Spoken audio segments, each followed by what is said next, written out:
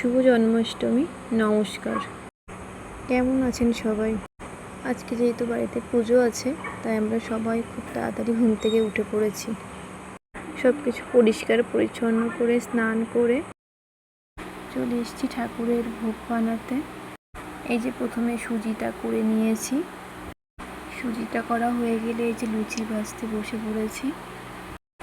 আমি এই প্রথম ঠাকুরের জন্য ভোগ তৈরি করতে বসেছি, আশা করি ভালো হবে। লুচিটা ভাজা হয়ে গেলে তালের বড়া বানিয়ে নিয়েছি।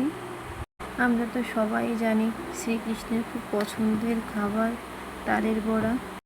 তারপর ক্ষীরের নাড়ু বানিয়ে নিয়েছি। এবার ভোগের জন্য ফল বানাতে বসেছি। এবার সব কিছু গুছিয়ে নিচ্ছি। পুজোটা গোছাতে আমার বরাবরই খুব ভালো লাগে।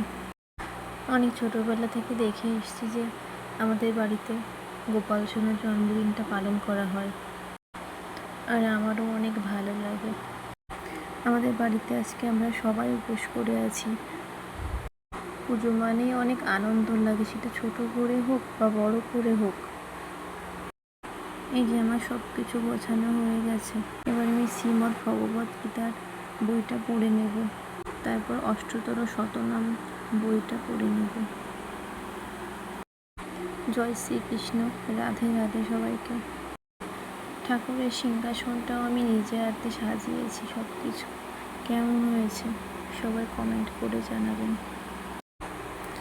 আরতি করে ঠাকুরকে প্রণাম করে আমার পুজোটা শেষ করব। সবাইকে প্রসাদ গুছিয়ে দিয়ে এবার নিজে একটু প্রসাদ পাবো, বসেছি।